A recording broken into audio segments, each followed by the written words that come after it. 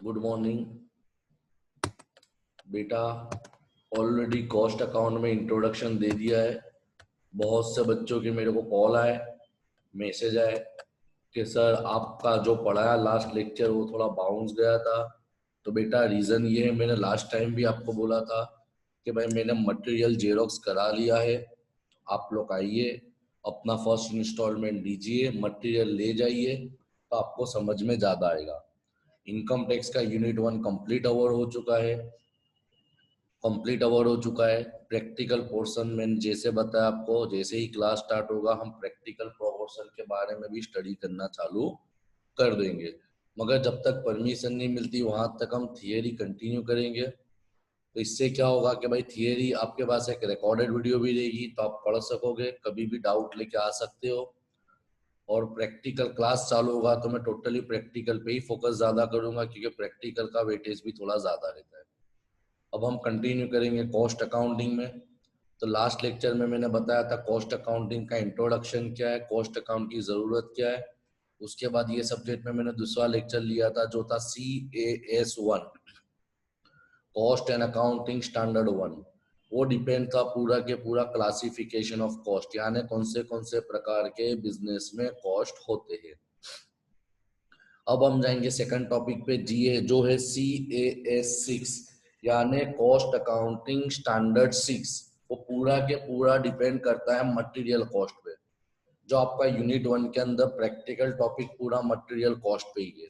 Material cost देखो मैं पढ़ता हूँ। This standard deal with the principle and method of determining the material cost, यानी ये स्टैंडर्ड के अंदर हमको पूरा के पूरा मटेरियल के रिलेटेड, यानी धंधे में प्रोडक्शन करने के लिए जो माल की जरूरत होती है उसी के ऊपर डील करता है। तो अब माल की डेफिनेशन क्या है, मटेरियल किसको बोला जाएगा?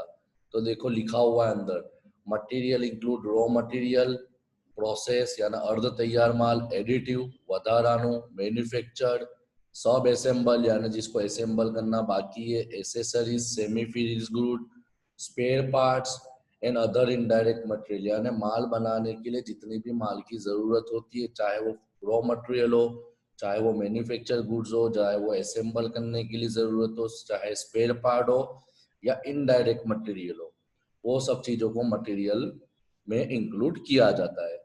मगर मटेरियल में क्या नहीं आएगा, this standard does not deal with packing material as a separate standard is being issued on the subject. मगर जो पैकिंग करने के लिए मटेरियल की जरूरत होती है तो मटेरियल में नहीं आता, बिकॉज वो प्रोडक्शन कॉस्ट के अंदर इंक्लूड नहीं होता। मैंने ऑलरेडी आगे आपको पढ़ा दिया है क्लासिफिकेशन ऑफ कॉस्ट में कि भाई कौन सा प्रोडक्शन कॉस्ट होता है, एडमिनिस्ट्रेशन कॉस्ट होता है, सेलिंग कॉस्ट होता है, डिस्ट्रीब्यूशन कॉस्ट होता है, नॉर्मल कॉस्ट होता है, एबनॉर्मल कॉस्ट होता है। तो उसके अंदर बता दिया था कि ये पैकिंग मटेरियल किसमें लगता है। अब ये स्टैंडर्ड इश्यू करने के पीछे, ये स्टैंडर्ड पढ़ने के पीछे मकसद क्या है? तो देखो, this standard deal with the following issue, principal on valuing of receipt of material, यानी जब माल आपके बिजनेस में आता है तो उसका रूल्स क्या है, उसको कैसे रिकॉर्ड करना है। Principal on valuation of issue of material, आपने जो माल निकाल दिया है, बेच दिया है, इश्यू कर दिया है, उसके रूल्स क्या है, उसका वैल्यूएशन, उसकी कीमत कैसे नक्की करनी है। An assignment of material cost to the cost object, जैसे तुमने कोई पर्टिकुलर प्रोडक्ट का खर्चा नक्की करा तो उसमें मटेरियल का खर्चा कितना है, वो ये चैप्टर के अंदर टॉपिक के अंदर डील करता है। क्लियर? बेसिकली ये सब एमसीक्यू के काम का है, थियरी में इतना इंपॉर्टेंट नहीं है। वापिस बोलता हूँ, थियरी के लिए इतना महत्व नहीं है, क्योंकि जनरली यहाँ से सब प्रैक्टिकल टॉपिक चालू होते हैं। ऑब्जेक्टिव क्या है? तो द ऑब्जेक्टिव ऑफ CAS 6 यानी cost accounting standard 6 based on material is to bring uniformity and consistency in determining the cost of material with measurable और reasonable accuracy, यानी इसके पीछे मकसद ये है कि जो आप मटेरियल की कीमत को नोंदनी करते हो, मटेरियल की कीमत को नक्की करते हो, मटेरियल को तुम नक्की करते हो, मटेरियल का कॉस्ट आप जो नक्की करते हो उसमें एकाग्रता लाना है, यूनिफॉर्मिटी लाना है और कंसिस्टेंसी लाना है, कि एक बार जो आपने चालू किया उसको फिर उसी प्रकार कंटिन्यू करना है। अब इसमें वही डेफिनेशन आती है, डायरेक्ट मटेरियल का मतलब क्या होता है, तो मैंने ऑलरेडी आगे वाले टॉपिक में क्लासिफिकेशन में पढ़ा है। अब यह जितनी भी जो डेफिनेशन आती है मटेरियल के रिलेटेड वो सब आगे पढ़ चुके। तो डायरेक्ट मटेरियल का मतलब क्या होता है कि डायरेक्ट मटेरियल का मतलब वो खर्चा होता है मटेरियल में, वो खर्चा होता है मटेरियल में जो माल बनाने में डायरेक्टली आपको हेल्पफुल होता है। क्लियर? यानी वो माल जो जरूरी है प्रोडक्शन करने के लिए। इनडायरेक्ट मटेरियल किसको बोलते हैं? तो इनडायरेक्ट मटेरियल वो मटेरियल को बोला जाता है जो माल बनाने में डायरेक्टली काम नहीं आता, मगर माल बनाने के लिए वो मटेरियल का होना जरूरी है। जैसे एग्जांपल के तौर पर मशीन पे माल बनता है, तो मशीन को सही तरीके से चलाने के लिए लुब्रिकेंट ऑयल होते हैं। मशीन में अगर कुछ प्रॉब्लम आती है तो उसको सेटिंग करने के लिए जो स्पेयर पार्ट होते हैं वो सबको बोला जाता है इनडायरेक्ट मटेरियल। देखो अंदर एग्जांपल मटेरियल में दिया है, आप टेम्पलेट से पढ़ सकते हो। उसके बाद आता है मटेरियल कॉस्ट। तो मटेरियल कॉस्ट की डेफिनेशन वही है जो आगे वाले क्लासिफिकेशन में थी। It is the cost of material use for the purpose of production, यानी माल बनाने के लिए जो मटेरियल में खर्चा लगता है उसको बोलते हैं मटेरियल कॉस्ट। तो वही चीज इसमें क्या क्या आएगा, तो माल लाने से, माल खरीदने से अपने वहां तक लाने तक के सब खर्चे प्लस किए जाएंगे, और जो भी आपको डिस्काउंट मिला है, रिफंड मिला है, रिबेट यानी राहत मिली है, वो सब चीजों को माइनस किया जाएगा। Clear? Second one is production cost. तो वही है माल उत्पादक करने में कितना खर्चा आपको लगता है। बेसिकली ये सब चीज की कोई जरूरत नहीं, क्योंकि ये सब डेफिनेशन आप लोग आगे वाले टॉपिक में पढ़ चुके हो, इसके लिए इस पे अपने डिटेल में जाते नहीं है। अब जाते सबसे इंपॉर्टेंट टॉपिक जो अपने लेक्चर का सबसे इंपॉर्टेंट है, 100% श्योरिटी के साथ देता हूँ, ये चैप्टर से 10 मार्क का प्रैक्टिकल कंफर्म है। अगर तुम्हारे नसीब गंदे हुए तो किस प्रकार होगा, 5 मार्क की थियरी, 10 मार्क का सम यहाँ से, 5 मार्क की थियरी ऑप्शन में, 10 मार्क का सम यहाँ से। अब 10 मार्क का सम में 10 मार्क का नहीं होगा, 3-3 मार्क के, 4-4 मार्क का, 2-2 मार्क का, किसी भी तरीके से वो लोग प्रैक्टिकल पूछेंगे। अगर आपके नसीब बहुत अच्छे है तो 15 मार्क का पूरा के पूरा प्रैक्टिकल यहाँ से निकलेगा, बट थियरी पढ़ना जरूरी है। अब पूरा के पूरा यूनिट 1 यहाँ से पूरा प्रैक्टिकल टॉपिक चालू होता है, पर इसके अंदर भी 3-4 टॉपिक थियरी है, ताकि आपको समझना जरूरी है, ताकि प्रैक्टिकल करने में आपको आसानी रहे। तो सबसे पहले देखते हैं मटेरियल कंट्रोल क्या है। मटेरियल कंट्रोल का मतलब क्या होता है, तो ऑलरेडी आपको मैंने पहले से इकोनॉमिक्स पढ़ाया है। बहुत ज्यादा माल खरीद के रख दिया तो मेरा पैसा पड़े रहेगा बेकार में। अगर मैंने कम माल खरीदा तो प्रोडक्शन में कम तकलीफ पड़ेगी, क्योंकि टाइम पे माल अवेलेबल नहीं हो रही है। तो मटेरियल कंट्रोल का मतलब क्या होता है, तो देखते the basic object of cost accounting, material नहीं, the basic objective of cost accounting, यानी सब्जेक्ट पढ़ने के पीछे बेसिक मकसद क्या है, टू कंट्रोल द कॉस्ट, यानी खर्चों को कंट्रोल करना है। This can be achieve by keeping and control over each element of cost. ये कब अचीव होगा, जब तुमने हर एलिमेंट, चाहे मटेरियल हो, चाहे लेबर हो, चाहे ओवरहेड हो, या चाहे कोई भी खर्च हो, उसके ऊपर आपने कंट्रोल किया है। अब अपने देखते हैं मटेरियल कॉस्ट पे। The main purpose of material control is to ensure continuous supply of material in sufficient quantity as when required, and also to have optimum investment in material। यानी मटेरियल कंट्रोल का मतलब यही होता है कि तुमको ये चीज पे ध्यान देना है कि तुमको टाइम टू टाइम जितना आपको जरूरत है उतना मटेरियल मिल जाता है कि नहीं मिलता, उसका इस्तेमाल, इन्वेस्टमेंट कैसा करना है, ऑप्टिमम। अब ये सब तुम पढ़ोगे कि जैसे साल में मैं 12,000 यूनिट बनाता हूँ, साल में मैं 12,000 यूनिट बनाता हूँ, तो मैं हर महीने 1,000 यूनिट का ऑर्डर करूँ तो अच्छा है, 2-2 महीने में ऑर्डर करूँ तो अच्छा है, 4-4 महीने में 3 बार ऑर्डर करूँ तो अच्छा है, 6 महीने में 2 बार ऑर्डर करूँ तो अच्छा है, या एक साथ 12,000 यूनिट परचेस कर लो तो अच्छा है। तो वो सब चीज हमको सीखनी है कि हमको कितने कितने के टाइम में, कितने कितने नंग में हमको ऑर्डर करना है, ताकि हमारा इन्वेस्टमेंट आइडल ना पड़े रहे, यानी हमने जो पैसा रोका है वो बेकार में ना पड़े रहे। क्लियर? देखो ऑब्जेक्टिव जो ऊपर पड़ा वही है। The main purpose of material supply is to ensure continuous supply of material in sufficient quantity and when required the optimum use of material. The following are the objective of material control। material control के पीछे object क्या है, तो वही है कि आपको time पे माल मिल जाए, availability of material, avoidance of over stocking, ज्यादा का माल स्टॉक में ना अवेले, optimum investment in material, material में जितना चाहिए उतना ही पैसा लगे, purchase of material at low cost, यानी तुम माल सस्ते में खरीद सको, economy and increase in efficiency. Efficiency का मतलब क्या कि अगर आपका एक दिन भी काम बंद रहा तो आपको लाखों करोड़ों का नुकसान हो सकता है। तो तुमको ये सब चीजों पे भी ध्यान देना है कि कितना माल हमको हमारे पास रखना है। क्लियर? आगे बढ़ते हैं। एमसीक्यू शॉर्ट नोट आ सकता है, स्टोर लेजर, जिसको बोलते हैं स्टोर रिकॉर्ड। स्टोर यानी दुकान, रिकॉर्ड यानी नोंदनी करना। तो स्टोर रिकॉर्ड कैसा होता है? तो for store accounting two main records are there, number 1 bin card, number 2 store ledger. Bin card क्या है? आगे आता है। स्टोर लेजर क्या है? आगे आता है। तो स्टोर रिकॉर्ड का मतलब क्या कि माल का रिकॉर्ड कैसे करना है, आपके वहां जो प्रोडक्ट है उसका रिकॉर्ड कैसे करना है। In this record all received कितना आया, इश्यू कितना आपने बेचा, and balance are of material are return, और कितना माल आपके पास स्टॉक में अवेलेबल है वो लिखा जाता है। अब ये एमसीक्यू में आ सकता है, इसके लिए बोर्ड में लिखा हुआ है। The bin card are generally maintain by store keeper. MCQ में आ सकता है कि बीन कार्ड मेंटेन संग्रह करने वाले, संभालने वाले व्यक्ति को क्या बोला जाता है? तो बीन कार्ड संभालने वाले व्यक्ति को क्या बोला जाता है? Store keeper. While store ledger are maintain by costing department, मगर जो स्टोर लेजर होता है उसको कौन मेंटेन करता है? Costing department. ये एमसीक्यू में आपको पूछ सकते हैं। अब देखते हैं बीन कार्ड। अगेन बोल रहा हूँ, समझने की कोशिश करना, एग्जाम के टाइम पे खाली रीड करना पड़ेगा, लर्न हो जाएगा अगर समझा तो। अगर बीन कार्ड याद हो गया तो स्टोर लेजर याद करने की जरूरत ही नहीं है। क्यों नहीं है मैं बाद में बताता हूँ। तो देखो बीन कार्ड किसको बोलते हैं, बीन कार्ड किसको बोलते हैं? तो bin card is a card which show the physical movement of stock. क्या बताया? Which show physical movement of stock, which show physical movement of stock. इसका मतलब क्या हुआ कि बीन कार्ड वो चीज को बोला जाता है, वो टाइप ऑफ मेथड को बोला जाता है जिसके अंदर आप खाली फिजिकल मूवमेंट ऑफ स्टॉक को रिकॉर्ड करोगे। फिजिकल मूवमेंट का मतलब क्या? कितना माल आया, कितना माल बेचा, और कितना स्टॉक है।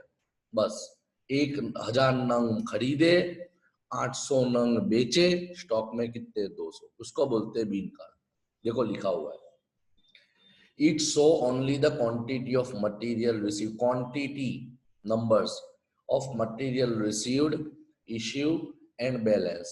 The main purpose of the bean card is to disclose at a glance what quantity of product is in the stock without going to store ledger. यानी तुमको बुक्स ऑफ अकाउंट चेक करने के बदले खाली simple यही देखना है कि कितना माल स्टॉक में, उसके लिए बीन कार्ड बनाया जाता है।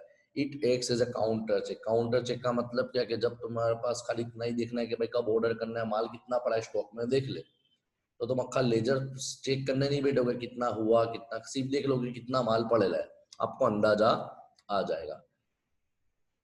बराबर है। अब इसका एग्जाम्पल दिया, देखो एबीसी लिमिटेड कंपनी का नाम, bin card number, maximum level material, maximum का मतलब कितना ज्यादा होना चाहिए, मिनिमम लेवल कम से कम कितना होना चाहिए, रीऑर्डर लेवल का मतलब आगे डिटेल में आएगा। तो देखो इसमें क्या आता है? डेट, जीआरएन नंबर यानी जनरल रजिस्टर्ड नंबर, रिसीप्ट कितना माल आया, इश्यू कितना माल गया, बैलेंस कितना माल अवेलेबल है, उसका रिमार्क लिख देना। इसको बोला जाता है bin card. Clear? Second one is stall ledger. अब स्टॉल लेजर किसको बोलते हैं? तो स्टॉल लेजर और बीन कार्ड में कोई फर्क नहीं है, सिर्फ एक ही चीज का फर्क है कि बीन कार्ड में हमने क्या पढ़ा था कि बीन कार्ड के अंदर हम लोगों ने ये पढ़ा था कि सिर्फ क्वांटिटी रिकॉर्ड की जाए कि कितना माल आया, कितना माल गया और कितना स्टॉक में अवेलेबल है। बट स्टॉल लेजर के अंदर क्या होता है? बीन कार्ड प्लस कितने रुपए वाला माल आया, कितने रुपए वाले माल बेचे और कितने रुपए का माल स्टॉक में पड़ा, यानी इसमें फिजिकल भी होगा और कैलकुलेशन भी होगा। देखो देखते हैं। Stall ledger is similar to bin card except that it contain only quantitative record बराबर। बीन कार्ड के अंदर क्या था, खाली क्वांटिटेटिव रिकॉर्ड, यानी कितना नंग आए, कितने नंग गए, कितने नंग स्टॉक में। while install ledger contain both quantitative as well as qualitative। Clear, दोनों दो चीज रिकॉर्ड होगी। देखो लिखा हुआ है, देख लो, सेम चीज है ना, खाली फर्क क्या है, रिसीप्ट, रेट, रुपीस, कितना माल आया, कितने में आया, कितने टोटल हुआ। इश्यू, कितना माल बेचा, कितने वाला बेचा, कितने रुपए का हुआ। बैलेंस, कितना माल स्टॉक में पड़ा है, कितनी कीमत वाला पड़ा है और कितने रुपए का पड़ा है। उसके बाद रिमार्क लिखना, अच्छा है, फेवरेबल है, ऑर्डर करने जैसा है कि नहीं है, एंड फलाना फलाना। क्लियर, तो दोनों में कोई फर्क नहीं है। बीन कार्ड के अंदर सिर्फ नंबर्स रिकॉर्ड किए जाते, कितने यूनिट आए। स्टॉल लेजर के अंदर नंबर के साथ उसकी कीमत भी नक्की की जाती है। क्लियर, ये चीज के ऊपर तुम्हारे कंपलसरी सम आते हैं, ये चीज के ऊपर तुम्हारे कंपलसरी सम आते हैं परपेचुअल इन्वेंटरी सिस्टम के ऊपर। बस ये अपना लास्ट टॉपिक रहेगा, बहुत इंपॉर्टेंट टॉपिक है परपेचुअल इन्वेंटरी सिस्टम, बहुत इंपॉर्टेंट टॉपिक है, प्रैक्टिकल्स 100% आएगा। तो ये क्या है, तो under this system continuous record of receipt, issue and balance of material are maintain by store keeper. It show the physical movement of stock and their current balance. सीधी बात है, मैंने ऊपर पढ़ा दिया है कि भाई कितना माल आया, कितना माल आपने इश्यू मीन्स बेचा और कितना माल स्टॉक में अवेलेबल है, उसको रिकॉर्ड करना। It is a system that will show receipt and issue and balance of all item in stock at all time, या all time के बदले any time बोल सकते हैं कि जब भी आपको देखना हो आपके पास कितना माल आया हुआ है, कितना माल आपने बेचा हुआ है, कितना माल आपका स्टॉक में है, तो परपेचुअल इन्वेंटरी मेथड से आप चेक कर सकते हो, रिकॉर्ड कर सकते हो। अब देखो ये मेथड यूजफुल कब है। The success of this system depend upon following. Number one, up-to-date writing of bean card and stall ledger. अगर आपने बीन कार्ड और stall ledger up to date रखा, अप टू डेट का मतलब रेगुलर उसकी activity करते रखिए, रेगुलर तुमने उसके अंदर एंट्री पारी हुई है, तो ये मेथड सक्सेसफुल होगी। Verify the balance own by the bin card. Success कब होगा कि बीन कार्ड में आपका बैलेंस बताता है, स्टॉक बताता है 200 यूनिट, मगर परपेचुअल में बताता है 180 यूनिट। इसका मतलब ये सक्सेसफुल नहीं है, या तो तुमने बीन कार्ड में लोचा मारा है या तो इसमें लोचा मारा है। फिर उसके बाद checking the physical balance. Physical balance means books में तो देख लिया आपने कि 200 यूनिट स्टॉक में, मगर उसको एक्चुअली भी काउंटिंग करो कि भाई एक्चुअली में माल तुम्हारे पास 200 नंग पड़े कि नहीं। वो भी कैसा बताया अंदर, इन रोटेशन। रोटेशन का मतलब क्या, एक इंसान को कभी भी कैलकुलेशन का मतलब है ना, काम बदलते रहो, इससे क्या होगा, चोरी नहीं होगी, क्योंकि कितने लोग फ्रॉड कर देते हैं। And making corrective entries when variance is find. अगर कुछ गलती हो गई है तो उसको सुधारा करना। वेरिएंस मींस डिफरेंस, खामियां। इसके एडवांटेज क्या है, लर्न करने की जरूरत नहीं, दो एडवांटेज लर्न करने, ज्यादा जरूरत नहीं। Under this system it is not necessary to close the factory for, यानी ये मेथड का सबसे बड़ा फायदा है क्या है कि जैसे जनरली नहीं होता, जब कैलकुलेशन करना होता तो सब काम रोक दिया जाता है। तो सबसे बड़ा फायदा ये होगा, अगर आपने रेगुलर बीन कार और स्टोर्ड लेजर के अंदर एंट्री पाड़ी हुई है, तो आपको कैलकुलेशन करने के लिए कोई काम, अपना रेगुलर काम बंद करने की जरूरत नहीं पड़ेगी।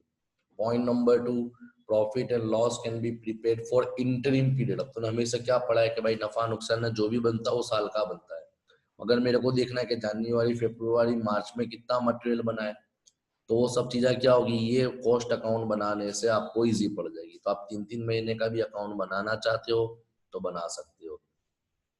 सबसे बड़ा एडवांटेज मैंने ऊपर पढ़ा है कि भाई जब तुम माल काउंट करते हो, रिकॉर्ड करते हो, तो रिकॉर्ड भी करो और कभी कभार काउंटिंग भी करो। तो इससे क्या होगा, तुम्हारा जो स्टाफ है ना वो अलर्ट हो जाएगा, नहीं भाई साहब कभी भी चेकिंग करवा देते हैं। फिजिकल वेरिफिकेशन भी होता है ना, बुक्स में भी एंट्री होती है, तो अगर हमने कोई फ्रॉड कर दिया तो हम पकड़े जाएंगे। तो क्या इसमें लोचे होने के चांसेस कम हो जाते हैं। देखो लिखा हुआ है, periodical checking keep the staff alert so chances of fraud can be minimise. The point number 4, variation can be found and corrective action can be taken easily। अगर कुछ खामी आती है, कुछ वदगत आता है, तो तुम उसी समय उसका करेक्टिव मेजर ले लोगे। लिमिटेशन क्या है? तो सबसे बड़ा लिमिटेशन एक है कि अगर आपने बीन कार्ड और stall ledger up to date नहीं रखा, उसकी एंट्री तुमने टाइम टू टाइम रेगुलर नहीं डाली, यानी इसका मतलब क्या कि जैसे माल आया एंट्री डालो, जैसे माल बचा एंट्री डालो, जैसा स्टॉक बचा कैलकुलेशन करके एंट्री डालो। अगर वो आपने अप टू डेट नहीं रखा तो कैलकुलेशन में प्रॉब्लम हो सकती है, डिफरेंसेस आ सकते हैं, फिर आपको पता नहीं चलेगा कि आपने कहाँ पे लोचे मारे हुए हैं। अब ये चीज कैलकुलेट करने की मेथड कौन सी है? तो इसको कैलकुलेट करने की बहुत मेथड है। अब अपने सिलेबस में इतनी सब मेथड तो नहीं है। तो पहली आती है एक्चुअल कॉस्ट मेथड, तो इसमें आती है फीफो। इसका मतलब क्या बोला जाता है, मैं एकदम शॉर्ट में बताता हूँ जो अपने काम का है। तो ये मेथड में ये एज्यूम किया जाता है कि जो माल पहले आएगा उसको तुम पहले बेचो, फर्स्ट इन फर्स्ट आउट, यानी जो माल मैंने पहले खरीदा है ना, पहले मैं उसको बेचूंगा। समझ में आया? सेकंड मेथड आती है लीफो, ये भी प्राइसिंग मेथड है। LIFO, last in first out, यानी जो माल मैंने छिल्ले बनाया उसको मैं पहले बेचूंगा। क्लियर? उसके बाद आती है हीफो, HIFO, highest in first house, यानी जिसकी कीमत सबसे ज्यादा है उसको सबसे पहले बेचो। लीफो का कोई जरूरत नहीं, अपने काम की नहीं है, इसलिए हीफो भी अपने क्लास में सिलेबस में नहीं है, लीफो भी नहीं है और नीफो भी नहीं। ये तीन मेथड अपने सिलेबस में नहीं, अपने सिलेबस में खाली फीफो है। उसके बाद आती है बेस स्टॉक मेथड। तो बेस स्टॉक मेथड का मतलब क्या होता है, अभी मैं आपको एकदम शॉर्ट में समझा दूं। बेस स्टॉक, जैसे दाखला तरीके में धंधा कर रहा हूँ तो मैं क्या करूंगा, कुछ ना कुछ माल पहले से स्टॉक में निकाल के रख दूंगा। जैसे दाखला तरीके मैंने 1000 यूनिट खरीदे, धंधा चालू करा ये महीने 1000 यूनिट से, तो पहले मैंने क्या करा, 100 यूनिट बाजू पे निकाल के रख दिए। क्यों? कि भाई हो सकता है कि जब महीने के दरमियान, मैं महीने महीने का रिकॉर्ड करता हूँ, तो महीने के दरमियान हो सकता है कोई एक आध दिन कोई प्रॉब्लम आ जाए, मुझे टाइम पे माल ना मिले, तो मेरा कस्टमर माल मांगना आएगा, तो मैं ऐसा नहीं बोल सकता कि जो माल अवेलेबल नहीं, तो मैंने कुछ माल स्टॉक में निकाला है, मैं वो माल उस समय निकालूंगा। क्लियर? स्पेसिफिक प्राइस सबसे इजी मेथड है। माल कितने में भी आता हो, तुमने नक्की करके रखा इतनी कीमत में हमको बेचना है, स्पेसिफिक, ये माल 6 में बिकना है, वो तुमको 7 रुपए में पड़े 1 रुपए में पड़े, स्पेसिफिक प्राइस मेथड। जैसे एग्जांपल, बड़ोड़ा में जो चिकन दाना वाला हो तो क्या करते हैं, दाखला तरीके उन्होंने नक्की कर लिया 250 रुपए किलो चिकन दाना, तो आज उनको मुर्गी 30 रुपए किलो में मिलेगी तो भी वो 250 में बेचेंगे, 200 की मिलेगी तो भी 250 में बेचेंगे। क्लियर?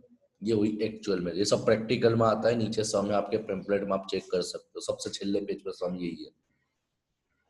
उसके बाद आता है एवरेज मेथड, सिंपल एवरेज, सरेराश, वेटेड एवरेज, भारी सरेराश, पीरियोडिक सिंपल एवरेज, यानी पूरे महीने का एवरेज निकाला जाएगा, यानी पीरियोडिक वेटेड एवरेज। ये सब प्रैक्टिकल करेंगे तो समझ में आएगा, अभी कुछ भी पल्ले नहीं पड़े।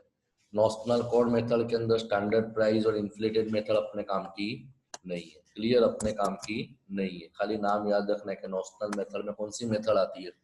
ये इसके लिए बता दिया मैंने कि भाई सिलेबस में नहीं, ओवरऑल कॉस्ट अकाउंटिंग 6 के अंदर ये सब बताया गया, इतनी सब मेथड्स होती है, मगर अपने सिलेबस में लिमिटेड है प्रैक्टिकल के तौर पे। मगर एमसीक्यू में तो पूछ सकते हैं कि कौन सी मेथड नॉशनल मेथड में आती है, कौन सी मेथड नॉशनल मेथड में नहीं आती, तो उसके लिए मेरे को लिखना, टेम्पलेट में देना जरूरी है।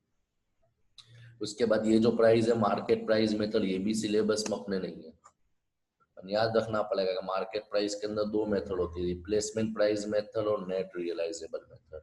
क्लियर? यहाँ पे अपना आज का लेक्चर हम लोग कवर करते हैं। अगर टाइम मिलता है तो ये चैप्टर में आगे दूसरा लेक्चर भी कंटिन्यू आ जाएगा, और मोस्ट प्रोबेबली शनिवार के दिन तक मैं आपको मैसेज करूंगा, जिसका मटेरियल बाकी वो ले जाओ, जिसने 1500 दे दी है वो लोग शनिवार के दिन HRM, POM और इकोनॉमिक्स और एडवांस अकाउंट, इन शॉर्ट आपको टोटल 7 सब्जेक्ट में से 6 सब्जेक्ट का मटेरियल शनिवार तक मिल जाएगा। अभी मैंने 2 तो दे दिया आपको, बराबर है। दूसरा मटेरियल वही लोग लेने आएंगे जिन्होंने पेमेंट कर दिया है ना, बाकी जिसने पेमेंट नहीं करा भाई वो आप जल्द से करो, आराम करो। मैं फ्रेंकली बोल रहा हूँ, कॉलेज कभी भी खुलेगी मैं तुरंत वो लोग एग्जाम का इनविटेशन, एग्जाम की कंडीशन आपको प्रोवाइड कर देंगे। फिर उस समय मत बोलना सर वापस से रिपीट करा, वापस से पढ़ाओ, क्योंकि आपके पास भी समय कम होगा, मेरे पास भी समय कम होगा। मैं अगेन बोलता हूँ, जो मैंने पढ़ा दिया है उसको मैं सिर्फ एक बार ऊपर ऊपर से बता दूंगा, मैं डिटेल में जाने वाला नहीं हूँ। फिर तुम बोलोगे सर शुरुआत से लाइन टू लाइन पढ़ाओ, तो ये चीज उस समय शक्य होगी नहीं।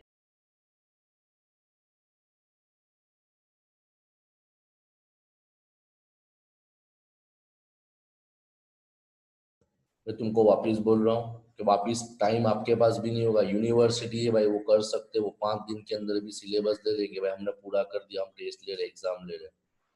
तो आप लोग आओ, मटेरियल ले जाओ। नहीं, मैंने दूसरे क्लास जैसा करा भी नहीं। आपके जो फ्रेंड में पढ़ते उनको खुद देखो, कोई क्लास वाले ने 5,000 रुपये का फर्स्ट इंस्टॉलमेंट मांगा है, कोई क्लास वाले ने 4,000 का इंस्टॉलमेंट मांगा है, उसके बाद भी पेम्पलेट अभी तक दिए नहीं है। बहुत कम क्लास हो जिन्होंने पेम्पलेट प्रोवाइड करवाएंगे। मैंने तो 15-16 लेक्चर लेने के बाद मेरा इंस्टॉलमेंट मांगा है। दूसरे क्लास ऐसा नहीं कि इंस्टॉलमेंट दो तो आपको लेक्चर मिलेंगे। लेक्चर तो मैं अभी भी दे रहा हूँ। जो लोग मटेरियल लेने नहीं है वो भी लेक्चर का बेनिफिट तो उठा रहे हैं। अब इससे ज्यादा मैं सबर नहीं कर सकता। सो प्लीज बराए करम अपना फर्स्ट इंस्टॉलमेंट दे जाए, मटेरियल ले जाए, पढ़ना चालू कर देना, भरम में मत रहना। एग्जाम नहीं होगी, एग्जाम 100% होने वाली है। हो सकता है सिलेबस थोड़ा कम कर दे, पर यूनिट 1 तो होगा ही। जब मैं क्लास चालू होगा तो मैं गारंटी बोलता हूँ ये वीक के अंदर, ये महीने के अंदर कॉस्टिंग का यूनिट 1 अवर हो जाएगा। कल तक HR इनकम टैक्स का यूनिट 1 अवर हो चुका है। POM के अंदर थोड़े टॉपिक बाकी है, POM भी HRM, ये महीने में मैं 4 सब्जेक्ट के यूनिट 1 अवर कर दूंगा। आपको तकलीफ पड़ेगी, मटेरियल नहीं होगा तो आपको तकलीफ पड़ेगी। लर्न कैसे करोगे, समझोगे कैसे?